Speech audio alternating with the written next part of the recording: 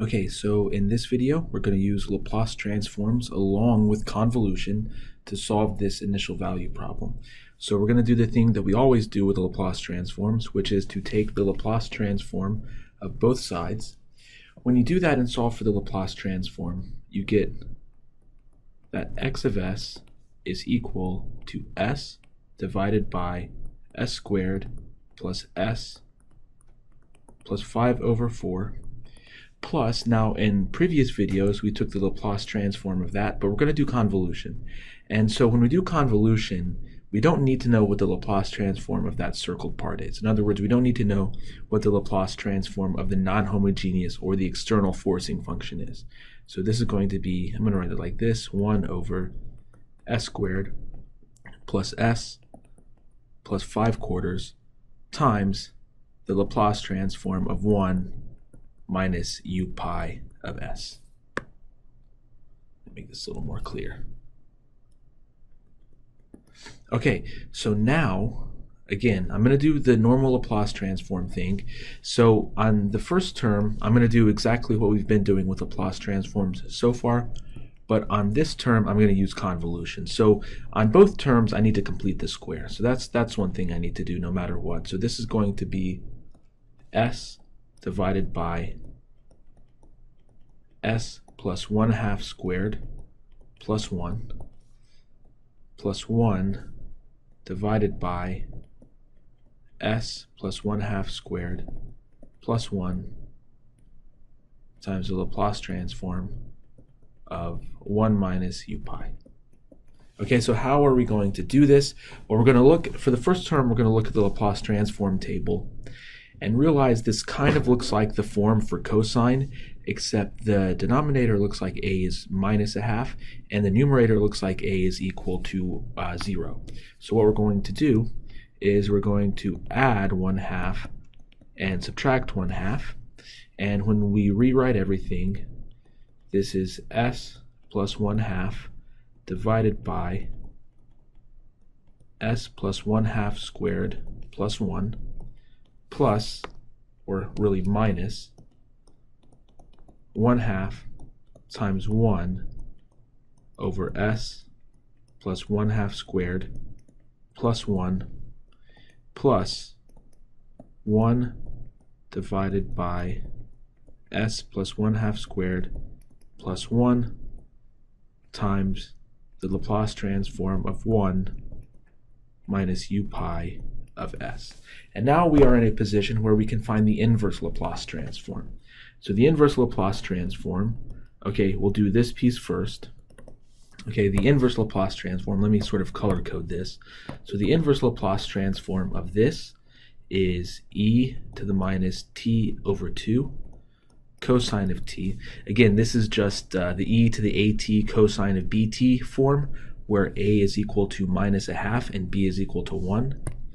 And then the Laplace transform of the next part, okay, this is going to be minus 1/2 times e to the minus t over 2 sine of t. Okay, so just this fraction part right here, this is the e to the at sine of t, where a again is equal to minus 1/2 and again b is equal to 1. And then finally, let's look at the Laplace transform of this part. It'll be plus, okay, so we're going to do convolution. So it's going to be the convolution of the inverse Laplace transform of that with 1 minus u pi. And so the inverse Laplace transform of that is e to the minus t sine of t. So this is going to be the integral tau equals 0 to t times e to the minus t minus tau over 2 sine of t minus tau 1 minus u pi of t, or u pi of tau d tau. Okay, so this part right here, let me use a different color.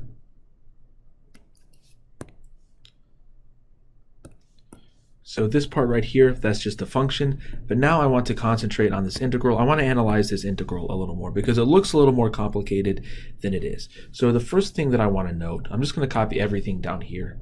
So this is going to be tau equals 0 to t e to the minus t minus tau divided by 2. All I'm doing is just copying this down so I have more room to work.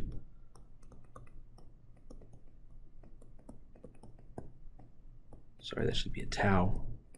Okay, and now I can split this into two integrals in the following way. This is the integral tau equals 0 to t e to the minus t minus tau over 2 sine of t minus tau d tau minus the integral tau equals 0 to t e to the minus t minus tau over 2 sine of t minus tau d tau, and I forgot the u pi of tau d tau. Okay, so let's think about what's going to happen in these integrals. So for this integral, since I'm doing the integral of e to the minus t minus tau and sine of t minus tau, I want to do u substitution. I'm going to say u is equal to t minus tau, and if that's the case, then u prime is equal to minus d tau, or sorry, u prime is equal to minus 1, so du is equal to minus d tau. At any rate, when you do u substitution for this integral with this as your u, you get the integral u equals 0 to t e to the minus u over 2 sine u du.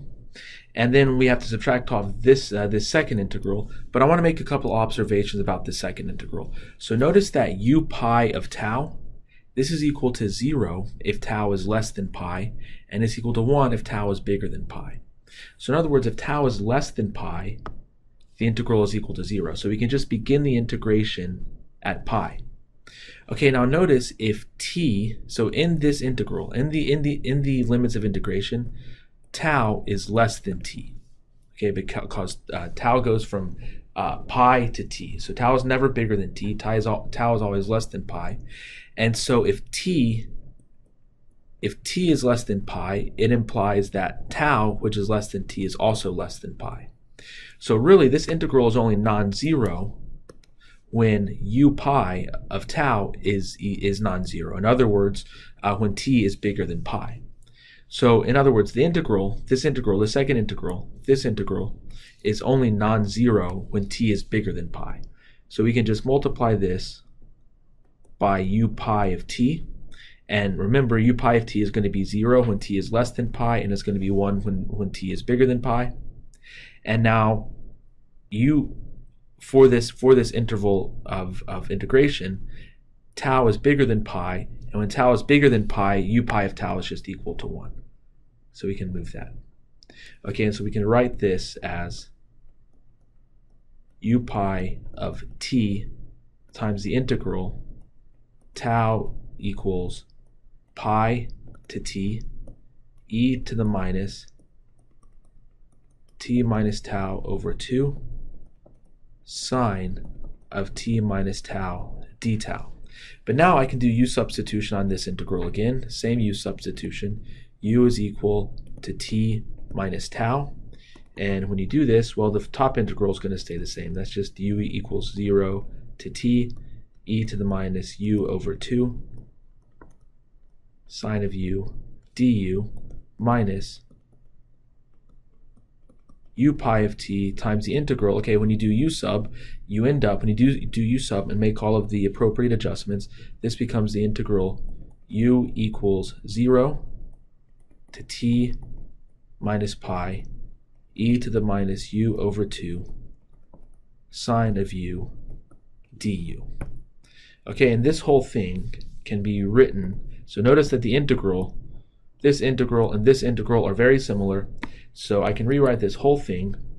Well, I can rewrite the first integral as the integral u equals 0 to t minus pi e to the minus u over 2 sine of u du plus the integral u equals t minus pi to t, e to the minus u over 2 sine of u du minus